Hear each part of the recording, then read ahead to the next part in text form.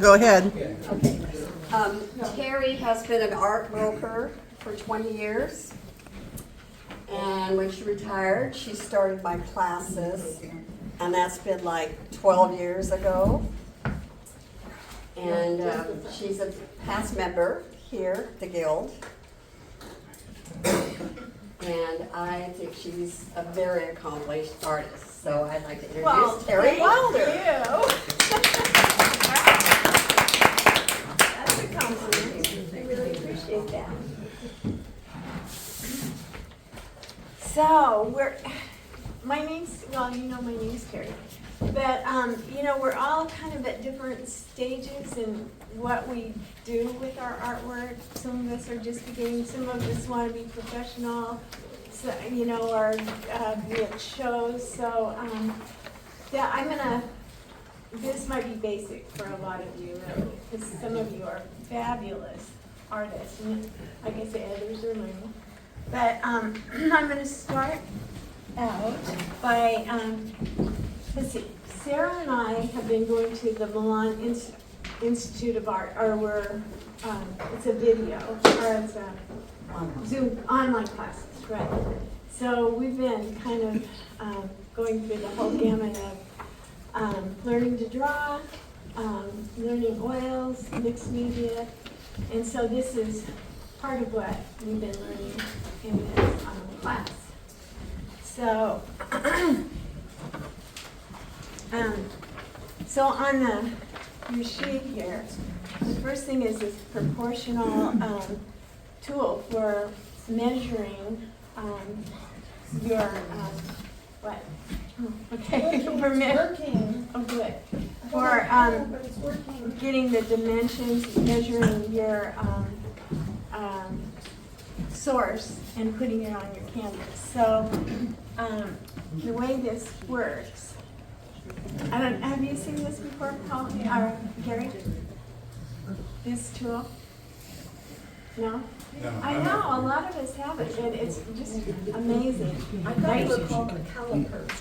They are. They're called multiple things. They are. This was what, I got it off of Amazon, is what they were calling it. So I just call it a proportional, disproportional. It's got several names for this. Right. So anyway, you have your, well, I'm going to use her as a source. You have your source. So you take on your source, you take this caliper, and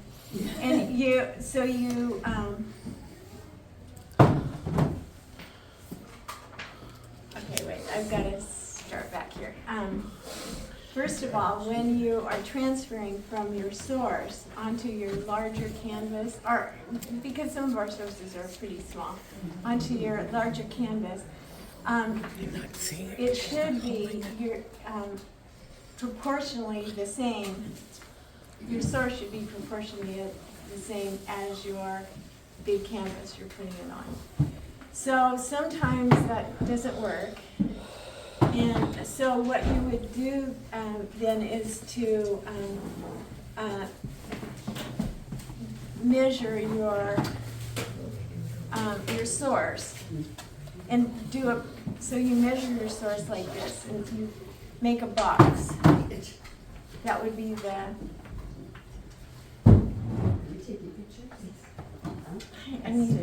forgot to bring the source. Maybe I have one.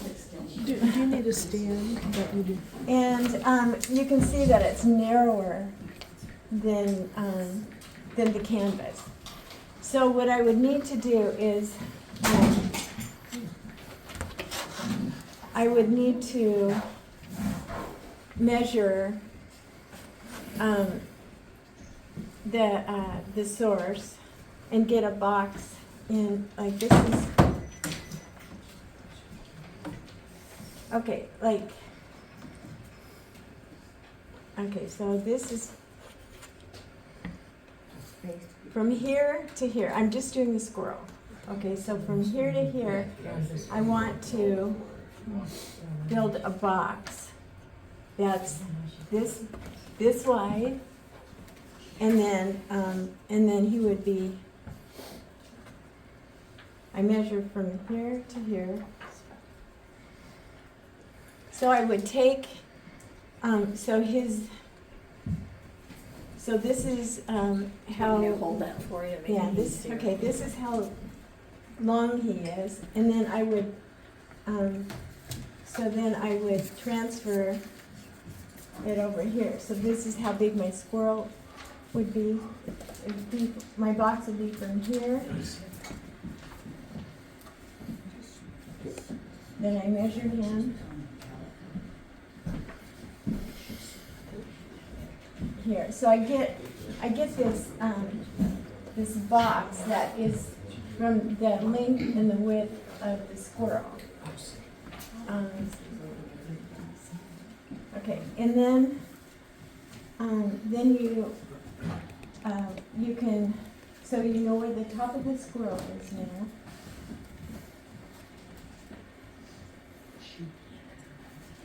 And then I come over here and I mark, my squirrel's gonna be here and here. And this isn't as easy as I thought it would be, but it makes, okay. So, okay, now if you're doing a still life, you need to hold it out like this, like that window. Okay, so I've got the size of the window, and then I can transfer it over here on the canvas. Now, Do you have a piece of paper so you can show them transferring it? Maybe we could use the back of one of these. okay. You got it? I've got a spare. Yeah, just so we can show transferring it. Let's say making it smaller. Making it, no, I'm Onto the- trying to get it onto a larger canvas. Oh, okay. Or even just drawing it in. So, so then, when you've got your box, so you have the outer edges then of the squirrel. You've got the box. So then you can come from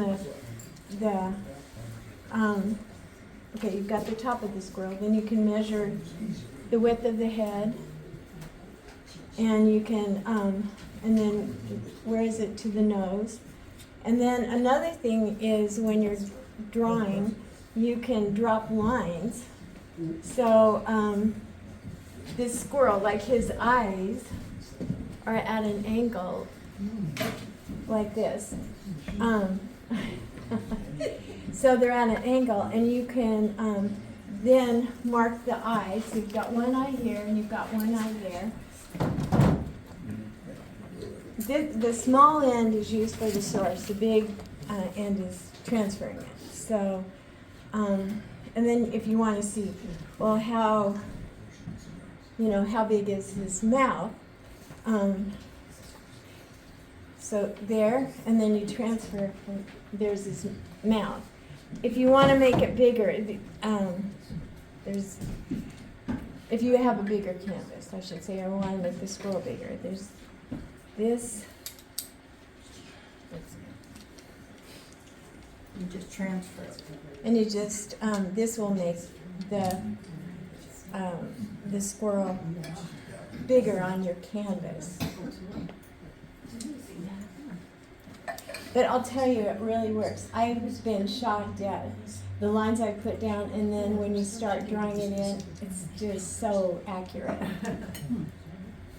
I think I did that. My first one was drawing a boot that I had from, and I thought, oh, this has got to be off, and it wasn't. It was. So you see, if you would measure the squirrel's nose right here, then his nose is going to be that big. So it could be a really big canvas then. Yeah, but I've done horses this way, and because I really am not good at drawing. Not like Shirley. I mean, she's fantastic. Or Pop. But I found that this really, really helps me to get my source drawn in. And if you have a huge canvas, like I sometimes do 4 feet by 5 feet, well, if you wanted, like, say, a face, you would do that box so that you're, well, Because the scale tool doesn't go to because 5 feet. yeah, the scale, correct, exactly. Yeah. Thank you, Sarah. Yes. So, let's see. Can I say something? Uh-huh. And you ordered that online, correct? Oh, yeah, and it's on there, on the handout. You can get it on Amazon, but they're not the wood ones. They're The plastic. one is from the Milan art store. Yeah, Milan Art Store has. If you the order wood it from Amazon and it's the plastic one, they send it in a box that's smaller than the apparatus, so it's broken in two by the time you receive it. So, Yeah, so. note about ordering from Amazon, that tool. Boy, if somebody's a carpenter and could do these, I mean, you could start a business, because I can only find the cheap plastic. Yeah, I mean, they are fantastic. Okay, you know, right now I'm gonna just do this little, oh shoot, I only have one open. I'm gonna, pass it around. How many of you have a hard time signing your paintings? Yes. You know, you gotta dip and roll your brush and it still doesn't look great. So I found these the other day. Yeah, they work great. But these specific ones, the tips are wonderful. Well, What are they? somebody can open this. They're like a paintbrush pen. Could you open this one? Yeah. Yeah, well, I'm gonna send them around the board so that you can write with it. I got the cover pad, my glasses on. Yes. Terry, are those acrylic pens? I Yes. think you, no, I They don't are, think they're they are. acrylic. I think No, I because think, you can I'm put them on almost oil. positive they are. Because you can put them on top of oil, right? So, Yeah.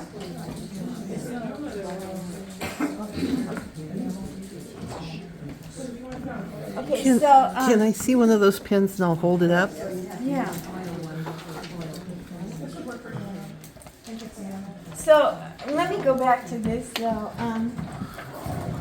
So if you, when you're measuring, your still life or your, outside and, you want to, use it for plein air, you always need to stand with your arm straight out, one eye closed, and your feet need to be always at the same, like I tape the floor, so that you don't move around, you know, when you're doing this. Yeah, even the slightest movement will mess up all your, Right. you step forward 1 foot, it's all different, right?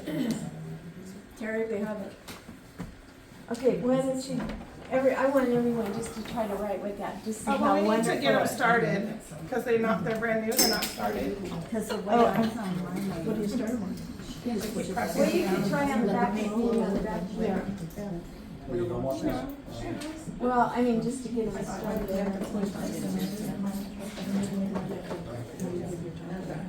Okay. Hope she didn't have that. That's a beautiful signature. I know, I did that the first time just, and I had viewer signatures, they're just printed, Yeah, yeah. that's gorgeous. I mean, that's a real selling point. You should sign your horse for us. No pressure, no pressure. Okay, here's, if you look at the bottom of this first page, there's this tool, a mudding tool. You know, the wide mudding tools. Now, if you're doing, if you want to drop an angle, like if I wanted to take, That's how I do it. It's a paintbrush. oh, I need this, yeah. So if I wanted to see what this angle was. Okay, now the way we do it with this school is that would be like 5 o'clock with your angle. But you can also, if you're doing cities, you can use this mudding tool, and then you've got your line right away. So you can just get the mudding tool, and you can hold, and the handle you hold so it keeps your hands out of the wet paint. Like the drywall scraper? right? I did a little, Yeah, there's a picture of it. Yeah. but that really helps you. I did a city and I didn't think I could ever do a city. And using that tool to get all your lines in really works well. Okay, so this is the way that I painted pretty much forever. It's on the second page, and where you just, I do need a piece of paper. Shoot, I didn't think this out very well. Okay, so you have now this is probably really basic to a lot of you, but you have your source, and you fold this. Yeah. So a lot of you really probably have done this before, because this was my way of drawing forever. And you just divide this.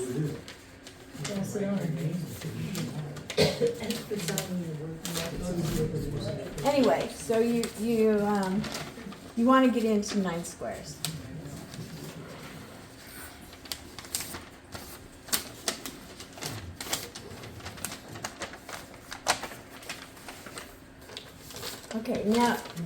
Okay, so this is your grid. And then you take your canvas and you mark it into 9 sections or 9 squares. But what that does is you only have to pay attention then to what's in that square. Does that make any sense? Mm-hmm. Okay. So that's been my favorite way to, okay.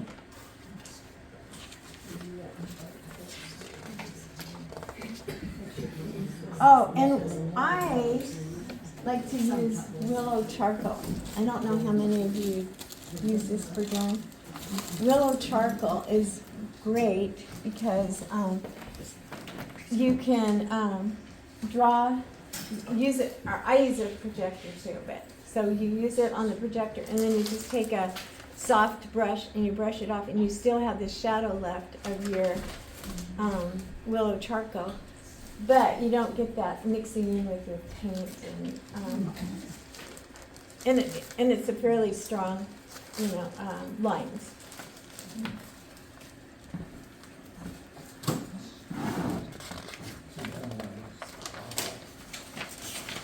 So, okay, now this horse, the way, I did this you've seen it in class, but I did this in about 15 minutes. I was able to sketch this horse in class, which is amazing for me because I just am not that good at drawing. But the way I did it was I started out with an abstract background. Like it was a black and white abstract background. And then I used the dots, lines, whatever I had and this is the only thing that's left, but you see this? Kind of, and I know I need to take that out. I haven't yet for this reason, but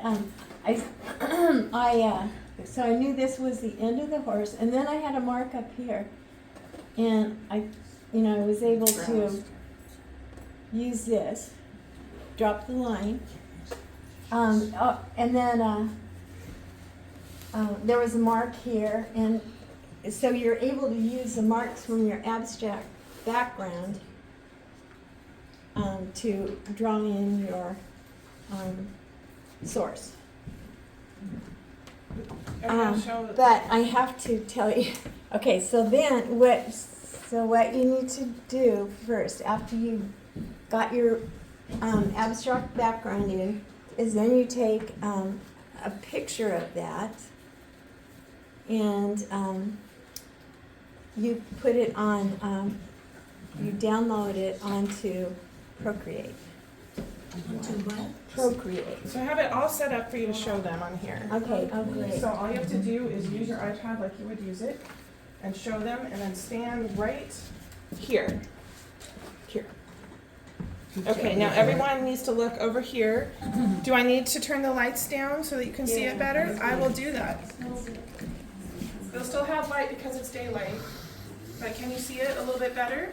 It doesn't have to be too, Try the other light. oh, this is something else I want. How many of you go on to Pinterest to find your sources? Pinterest I is have. excellent, and you can build your own boards. Do you want these lights on over here? Yeah. Oh, okay, who said they're all copyrighted?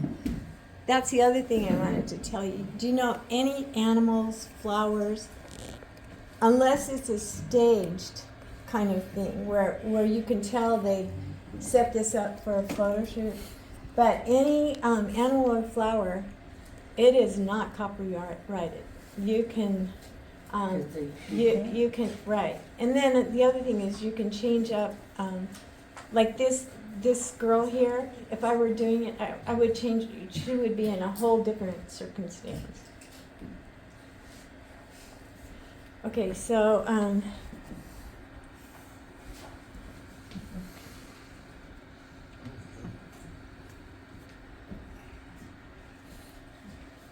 Okay, so is everyone able to see what's going on here? okay, so I'm gonna pull up Procreate. Okay, so Procreate is, oh, good. It even shows it. Okay. Okay, so I'm going to go to my gallery. Okay, this. Yeah, okay. Yeah, so you can kind of see the dots and things I had in there. Okay. Get some holy Bibles to prop that up. Bless you. Okay.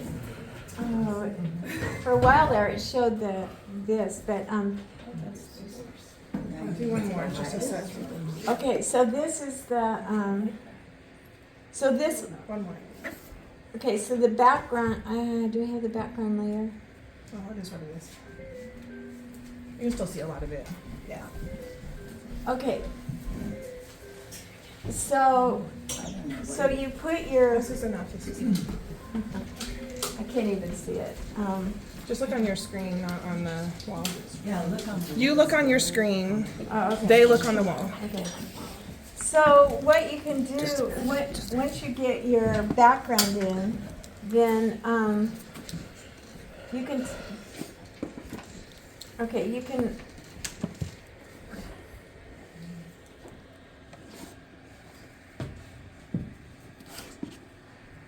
now there's the opacity on this where you can, It makes no difference. I can't you understand. can see how the horse. It's good enough. It's good enough. Unless we tilt it from the front. Let's not do that. Let's just leave it. Let's just leave it. I don't want. Okay, so, okay, the point, I don't have the background on it. Okay, so did you see how the horse was a cutout and she put it on top of the abstract background? It's a layer. The background is first, and then you put the layer on. That would work right. Okay, so now, There's her abstract. so now you, in order to draw the horse, you would take the opacity down so you could see more of your background. See, so it lets you see how to draw it in because your marks will show See, up. there's like a little gold dot near the top of his neck in his mane, right on the edge of his neck.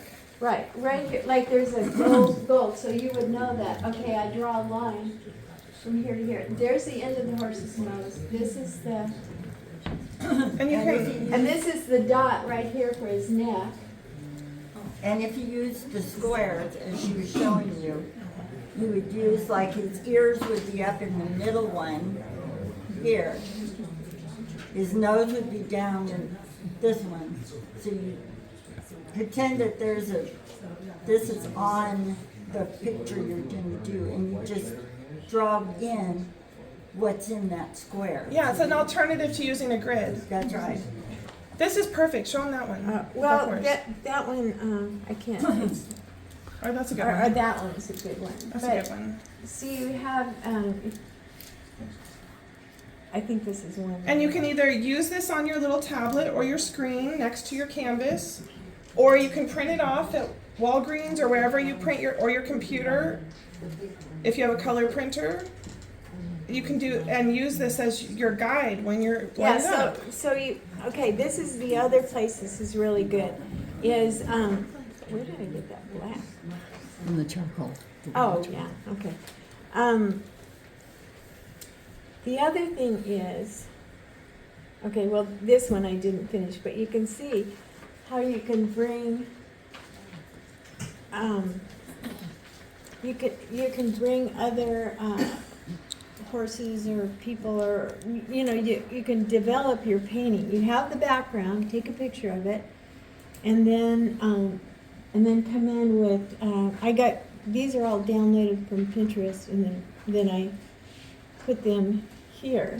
But See, it's no longer somebody's a photo anymore. It's a whole No. new thing. see, you can move things, around. Like if I wanted her, where do I want her? Terry, what is the program you're using? I have an iPad, so Yeah. I'm using Procreate. Procreate? Okay, so you have to have an iPad to get Procreate. But you can use all kinds of photo editing apps. Yeah. There's Right. Any photo editing app? any that will Well, do the- layers like this. Yeah. This was You have to the. have software, in other words. You can buy it very cheaply or free for your phone or tablet. Yeah, this Procreate was $9.99. Yeah. Yeah, it's just that it kind of got lost in what you were saying. I'm Oh, sorry. Yeah. This is the first I've ever spoken. You're doing a very good job. Another your way first is you time. can put your canvas up there and use this and draw Okay, right on the then, canvas. yeah, and that's what Yeah. I was gonna say. The last method then would, Yeah, just to draw it just, right on. but you have to have your sources all in there though, and sized. So what this does is it, okay, Yeah, you can make the horses the right size. Yeah. like you bring this horse in, and then you can add another layer. And like say you wanted to put this in. Okay, so then I can take this. Well, this is what you usually have to Yeah. Mark out all the you background. have to get the background out. You can either do that by hand or sometimes the program has a way to do it and you would just Right. find out how your program does it. So, Everyone's different. So then I'm going to, okay, so I want this horse to be right there. But you see how you can use, you can bring in animals, people, because lots of times if you want to develop your painting, you have to have your own source, or you have to cut out a piece of paper for the person you want to put in or people you want to put in. Well, this way you develop your painting right here, and then once you've got it developed, then you print it off and you've got your source. How much was your projector? Like I think I got it refurbished. It was. Oh no, not that one. That was a couple hundred, I think. I got one that does the same thing for like $50. So you just look around. Yeah, no, And I have one that you can take a photograph, you lift it up and the photograph there, drop it, and it And it- automatically that's what I shows. was using before. Yeah. For projecting. But okay. So has everybody tried those pens to write your signature? What do you think of those? Okay, so now there is one other way that Okay, are we done with the projector? yeah. These Bibles are making me nervous. Now this was done, and this would almost take a class, but this was done with Put them right back where you found them. Very picky about 8 it. brush strokes. Sorry. It's okay. And so, well, I mean, to get it's called a monster painting because it'll look like a monster when you first begin, okay? But, so anyway, you have your darks, mediums, and your lights. And that basically you're trying to get in your tonal values. So, so you take your blacks and you scrub around, you get your blacks in, and then you put a big, for the eyes and for the mouth, big black, while you're doing this background. And then you come in where you see the lighter values and you scrub that in. And then, what really makes this cool is you subtract out. This is the way the old masters did. They subtracted out the face. So then you come in with a rag or Q-tips or, and you start wiping it out, and then you have your painting started. This it's in oils though, so I know a lot of people do acrylics. So, but it's It's called the subtractive painting. So you have to stay with the oils. Yeah, you kind of do. Yeah. Or use a lot of retardant in your acrylic. I did try. And do it inside on a cool day. Yeah, because you need to get down to the canvas when you're subtracting. Yeah. It's a little bit more complicated with acrylic for sure. But we could have a class. We could, yeah. Okay. That's what I got. So I think that's. Oh, and these are some of the things you use for subtracting: Q-tips, rags, and these little plastic. Oh, the rubber. Yeah. So you scrape things out with this. You can get really precise lines. You should pass this. Oh, okay. There. Subtractive tools. They're called color shapers too. Yeah. How do you clean those, Terry? Just wipe them off. They don't have to be Anybody? turpentined or anything like that. So does anyone have any questions? Artists? Projector, is that the one you have there? Is it a digital